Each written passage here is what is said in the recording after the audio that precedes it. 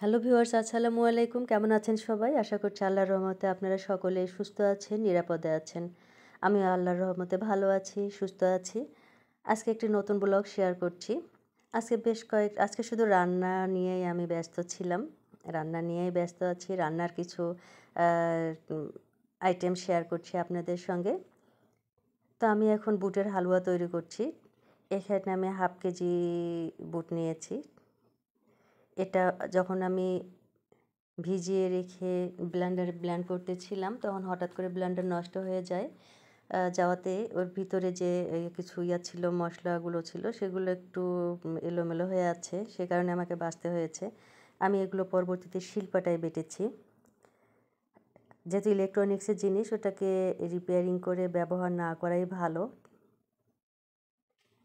তো আমার বানা শেষ। এভাবে আমি ২ টো ছাঁচ দিয়ে তৈরি করে নিয়েছি। অনেক সুন্দর হয়েছে এবং টেস্টি হয়েছে অনেক।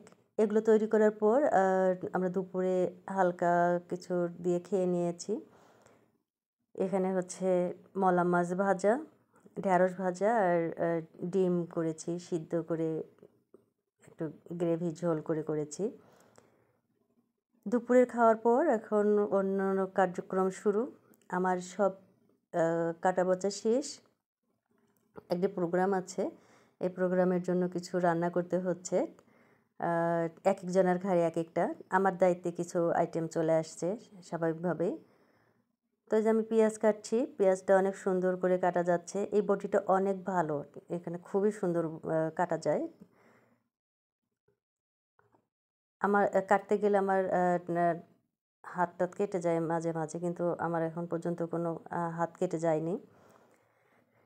এই তো কাটা শেষ। আমি এখন বাটনা নিয়ে বসেছি।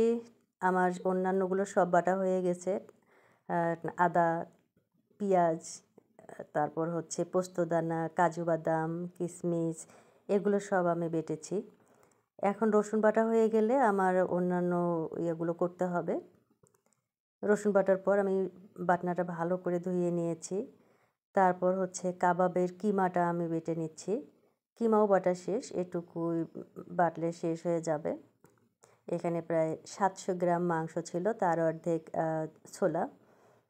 দিয়ে সেই পরিমাণ অনুযায়ী আমাকে অন্যান্য যে উপকরণগুলো দেয়ার, সেগুলো দিয়ে সিদ্ধ করে নিতে হয়েছে। আমার বাটা শেষ হয়ে গেল।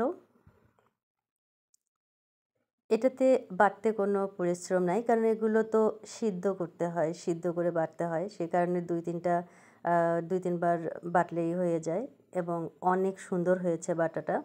খুবই মসৃণ হয়েছে। আ মাংসটা সিদ্ধ হয়েছিল ভালো। আর দেখুন আমি যেভাবে শেপ নিতে চাচ্ছি সেভাবেই হচ্ছে।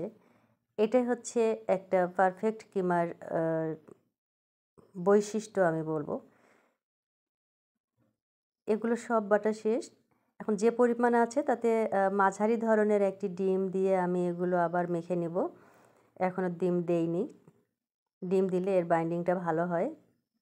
আর অনেকেই বলে যে ফেটে যায় কিমা, যখন করতে যায়, কাবাব করতে যায়, তখন শেপ আসে না ভালো মতো। তো আমার মনে হয় যে পরিমাণ বা উপকরণ যেটা বলেন, এটা যদি প সঠিকভাবে হয়, সঠিক মাত্রায় হয়, তাহলে এটা ফেটে যাওয়ার কোনো ভয় থাকে না বা সম্ভাবনা থাকে না। আমি অফ ক্যামেরায় কয়েকটা ভেজে নিয়েছি। সেখানেও কিন্তু ভাজার পরে আমার এগুলো ফেটে যায়নি। একদম যেমনটা দেখছেন ঠিক তেমনি হয়েছিল। কাবাব সাধারণত হাত দিয়ে শেপ দিতে হয়, কিন্তু আমি হাত দিয়ে দেইনি। কারণ ছোট বড় হওয়ার সম্ভাবনা থাকে। আমার বড় বোনের জন্য ওর কোনো ছাঁচের দরকার হয় না। ওর হাতেই সব। ওই যতগুলোই বানাক না কেন, এক হাতে বানাবে, নিজে বানাবে, একই রকম হয়ে যাবে। কিন্তু আমি অতটা আ কোয়ালিটি সম্পন্ন করতে পারি না। সে কারণেই আমাকে ছাঁচের সাহায্য নিতে হয়েছে। ছাঁচ আজকেই ১ম এটা ইউজ করছি। তবে আমার মনে হয় যে এটা কন্টিনিউ করা যাবে। কারণ খুব একটা খারাপ না, ভালোই হয়েছে। এই দেখুন অনেক সুন্দর হয়ে গেছে।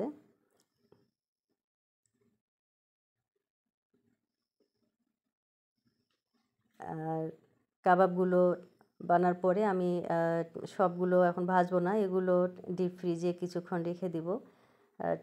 30-40 মিনিট রাখার পর যখন একটু শক্ত হয়ে যাবে, এটা বক্সে ভরে রাখবো। ভাজার সময় এটা নিয়ে ভাজলে হবে। এরই মাঝে আমি একটু রোস্ট করেছি। রোস্ট প্রায় শেষের দিকে হয়েছে। এখন একটু বেরেস্তা ভাজি করে রেখেছিলাম। বেরেস্তা ভাজাটা আমি ছড়াই দিচ্ছি সম্পূর্ণ রোস্টের উপর দিয়ে। আগুনের তাপে 2 মিনিট রাখলে এটা কিছুটা ঝোল কমে যাবে, তখন আরও ভালো হবে।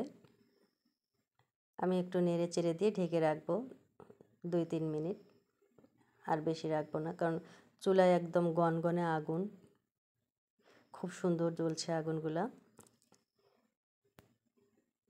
এখন রোস্ট হয়ে যাওয়ার পরে আমি বিফ রান্না করছি। আমি এই দুধ দিয়েই রান্না করব। 2-3 বার আমি এই দুধগুলো দিয়ে দিব। দুধ এবং ঘি দিলে হয় কি, মাংসটা অনেক টেস্টি হয়, সফট হয়, এবং কালারটা দেখেন অনেক সুন্দর একটা হালকা কালার হয়। তো এই ছিল আজকের আমার ব্লগ। আমার ব্লগটা যদি আপনাদের ভালো লেগে থাকে তাহলে প্লিজ লাইক, কমেন্ট, শেয়ার করবেন। আপনারা সবাই ভালো থাকবেন, সুস্থ থাকবেন, নিরাপদে থাকবেন। আবার দেখা হবে নতুন কোনো ব্লগ নিয়ে, নতুন কোনো জায়গায়। সে সময় পর্যন্ত আমরা যেন সকলে সুস্থ থাকি। আল্লাহ হাফেজ।